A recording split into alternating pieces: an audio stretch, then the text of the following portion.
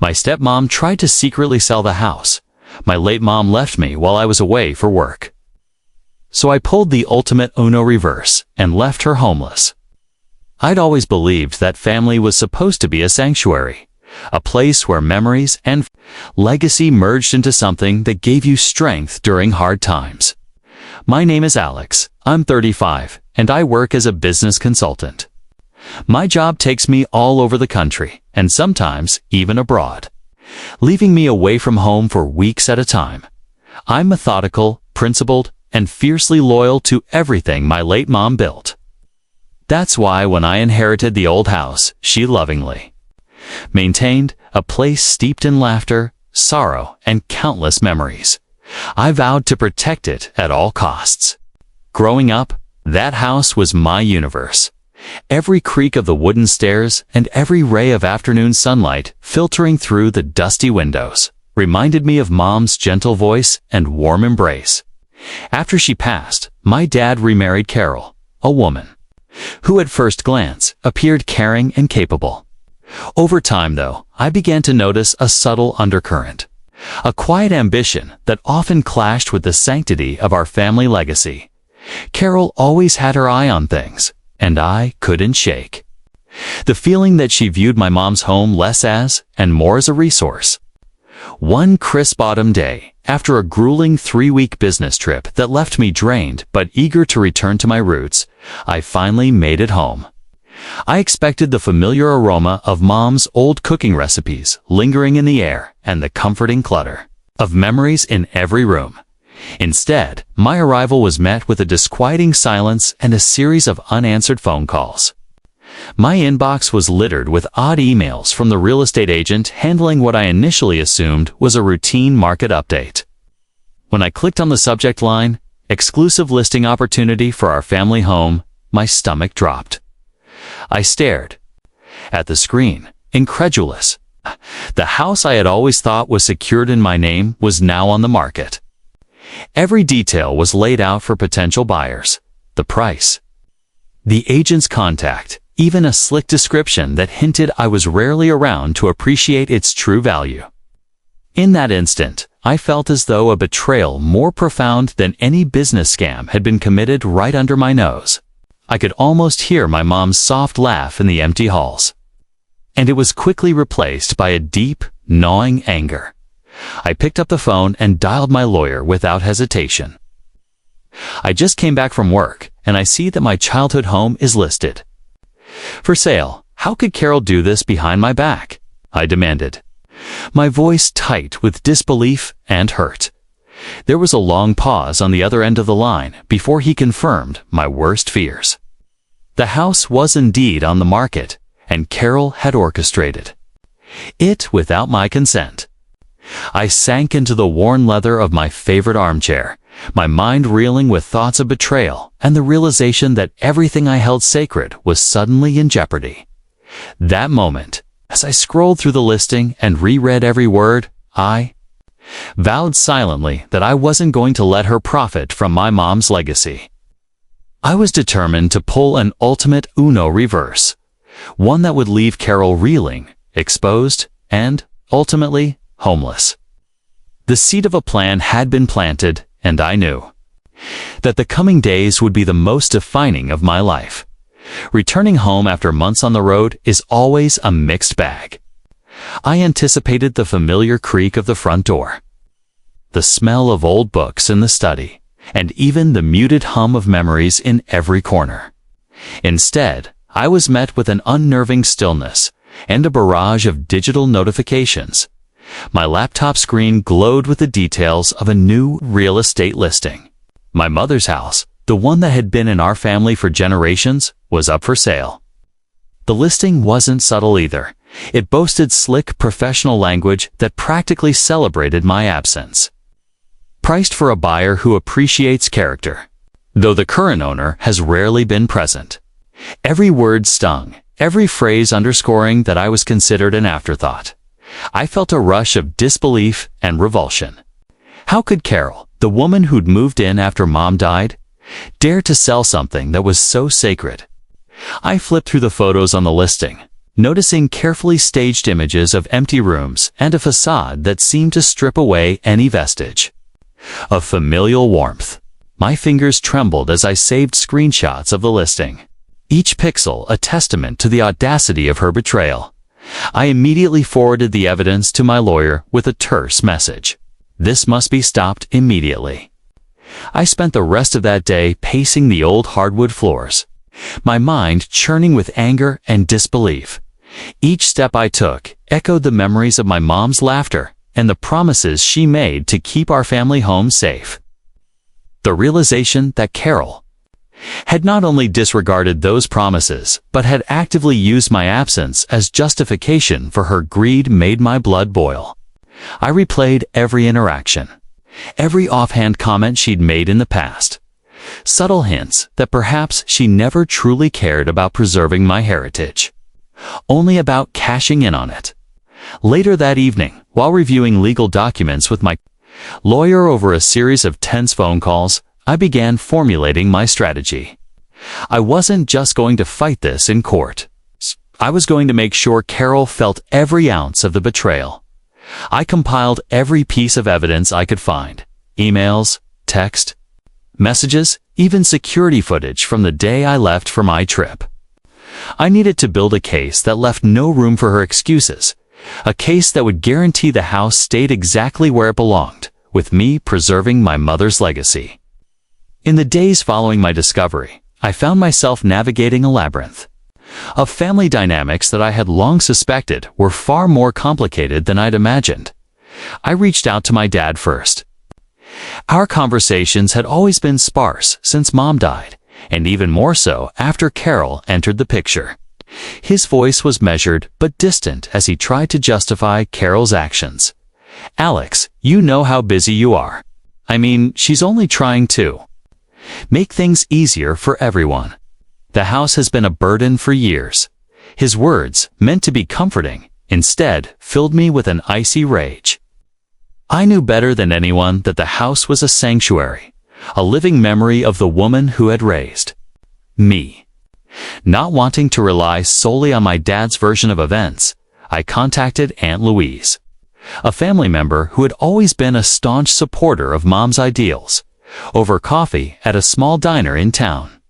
She recounted a series of subtle signs I had brushed aside over the years: Carol's offhand remarks about modernizing the property, her fascination with market values, and her casual suggestion that I should take it easy on sentimental attachments.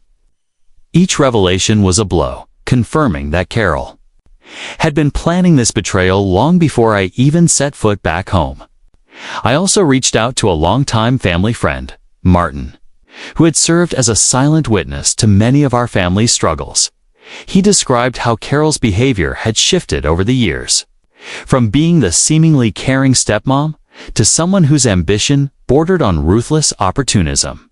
"I always thought she was too polished, too controlled," he confided in a hushed tone. "But now it seems like she's letting that control slip into something darker." His words resonated deeply, further igniting my resolve. As I pieced together these accounts, I began to see the full picture of Carol's deception. The house, which had once been a vibrant repository of my childhood memories, was now reduced to a commodity in her eyes. Each new piece of evidence reinforced my determination. I wasn't just fighting to keep the house. I was fighting to preserve my mom's legacy and reclaim a part of myself that had been usurped by greed. Late into one sleepless night, I meticulously reviewed every text, email, and conversation that hinted at Carol's true intentions. I jotted down notes on a legal pad, connecting dots that spanned years. There was no doubt now. Carol had exploited my prolonged absences and assumed that I'd be too busy, too detached, to notice her scheming. With every new detail, my plan took shape.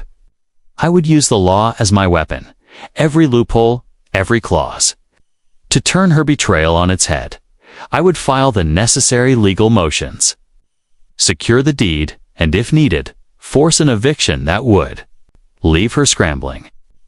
In the days leading up to my planned counteraction, I locked myself in a quiet corner of my home office.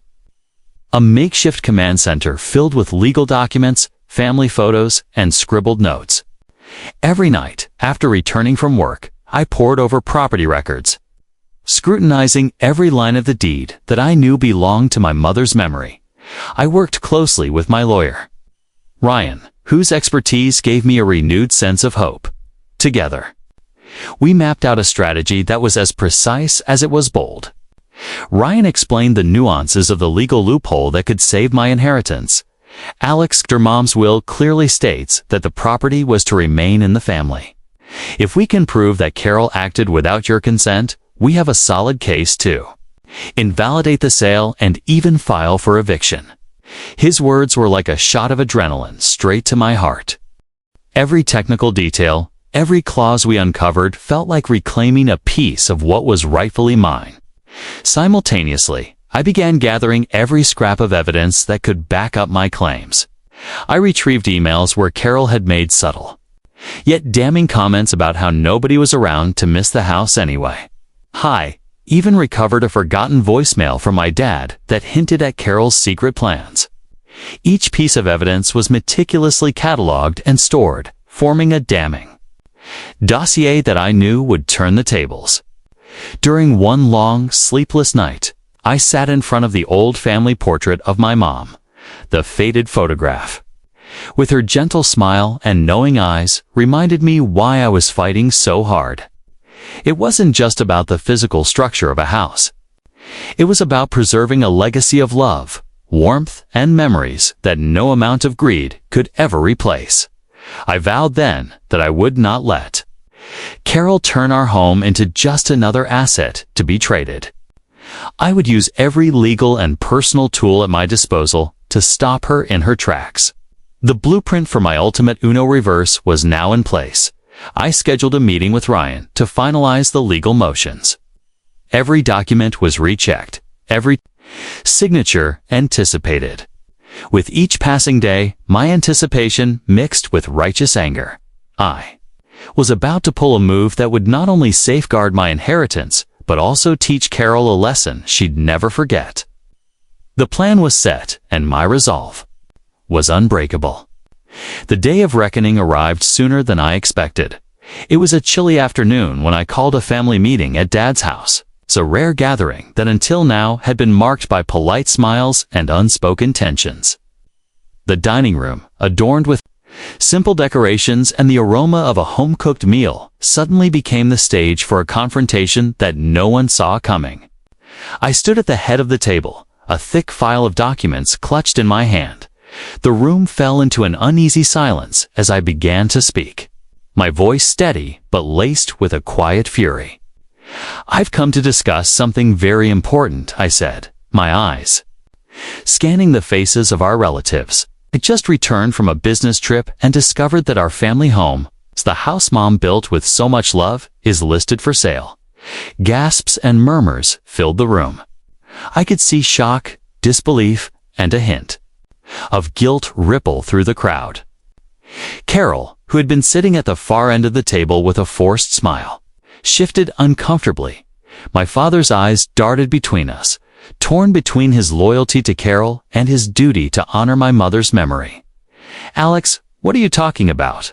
he finally asked in a tentative tone. I laid out the evidence calmly, one document at a time. The online listing with its condescending language, the emails that revealed Carol's indifference, and the recorded voicemails that confirmed her scheme. Every piece of evidence was a blow, a testament to how she had taken advantage of my absence and my trust. When I mentioned the clause in my mother's will that explicitly stated the property was to remain in our family, Carol's facade began to crumble. "I was just trying to help lighten the load," she stuttered, eyes darting away. But I wasn't having it. "Help," I shot back, voice rising. "You betrayed everything Mom stood for. You thought because I wasn't around, you could simply cash in on her legacy." My words, though measured, carried the weight of years of suppressed hurt and anger. The room grew tense as relatives exchanged glances, some shocked, others sympathetic, and even Dad looked stricken. In that charged moment, I announced the coup de grace. I have already filed for an immediate injunction to stop this sale. An eviction. Notice has been served, and legally, this house is now protected. I let the words hang in the air like a gavel's final strike. The silence that followed was deafening. Carol's eyes widened in disbelief, and I could see her carefully constructed plans unraveling before everyone's eyes. What followed in the next few days was a whirlwind of legal maneuvers and emotional reckonings.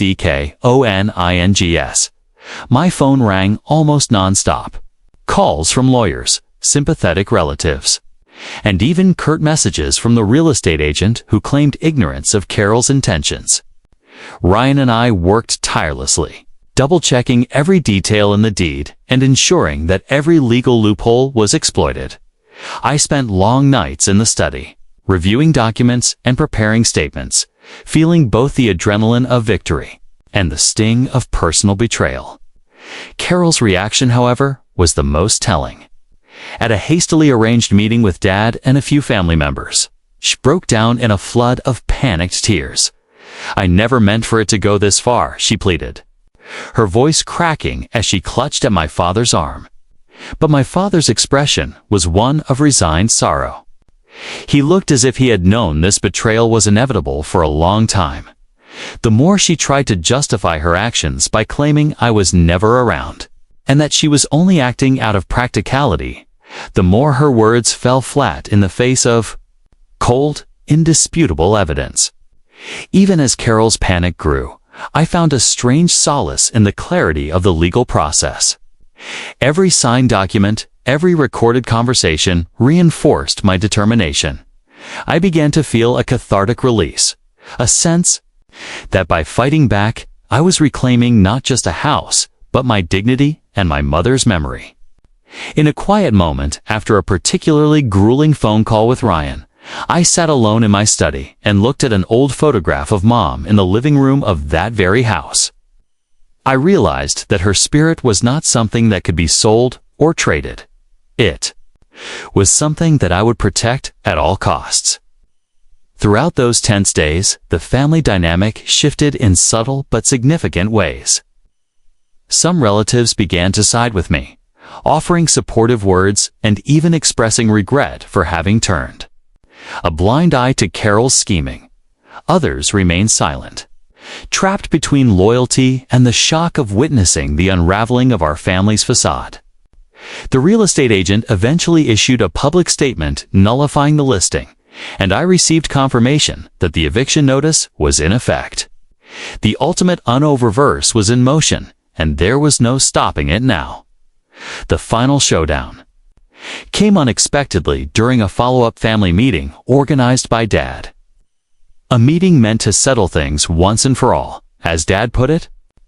The room was heavy with tension as I presented the final legal documents that not only confirmed my ownership of the house, but also imposed a complete ban on any future unauthorized transactions.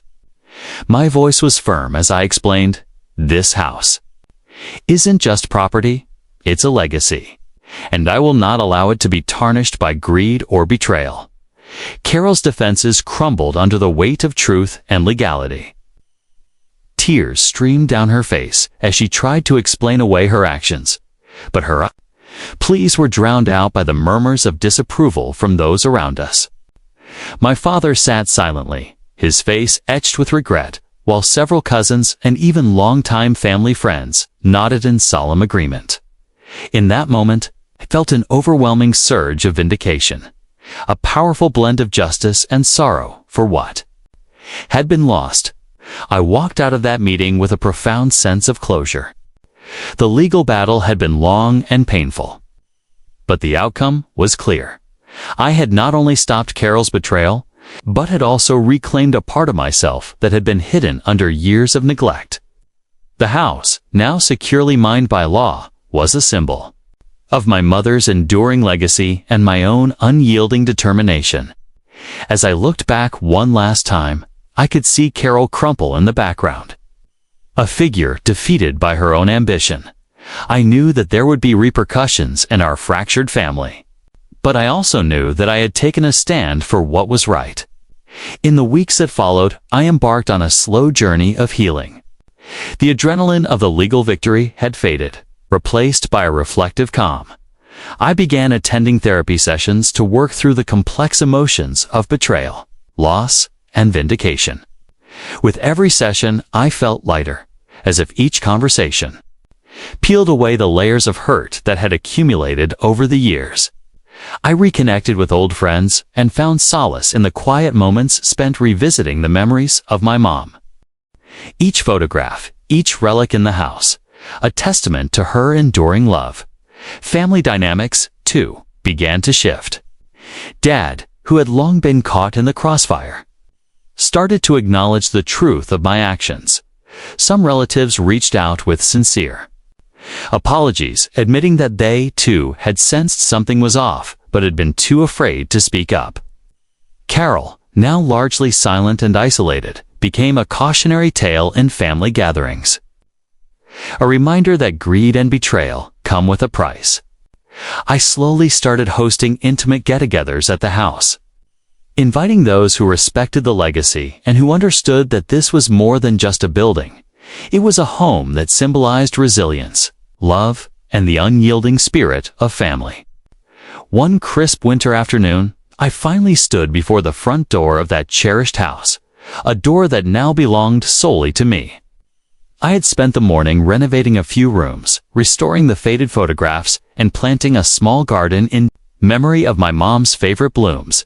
As I unlocked the door and stepped inside, a wave of bittersweet nostalgia mixed with triumph washed over me. The house, once on the brink of being sold to strangers, was now a sanctuary of my own making. One organized a small celebration, a quiet gathering of those who had supported me through the ordeal. Over a modest dinner, I shared my story, not with bitterness, but with a fierce pride in having stood up for what was mine. I talked about the lessons learned, that family bonds must be respected, that greed can never replace genuine love, and that sometimes the ultimate revenge is simply reclaiming your own destiny. The conversations were raw and honest, filled with laughter, tears, and the mutual understanding that we had all grown in ways we never thought possible. In that new chapter of my life, I set firm boundaries with those who had once taken my feelings for granted. I vowed never again to allow anyone to undermine my legacy or my worth. The house became not only a memorial to my mother, but a beacon of new beginnings. A place where I could nurture my ambitions, host gatherings that celebrated life, and most importantly, heal from the wounds of the past. As I look out the window now, watching the gentle fall of snow and the twinkling lights of the neighborhood, I know that my journey is far from over. There will always be scars and memories that remind me of the betrayal, but I've also learned that every setback is an opportunity to rebuild stronger than before. I've discovered that true empowerment comes from within, from the courage to fight for what matters, and from the unshakable belief that my worth isn't defined by the actions of others. Today, I walk forward with a renewed sense of purpose, knowing that my mom's legacy will continue to live on, not just in the walls of this house, but in every decision I make, every boundary I set, and every moment I choose to honor the past by creating a brighter future. I'm not just the owner of a house, I'm the guardian of a legacy, and I'll never let anyone take that away from me again.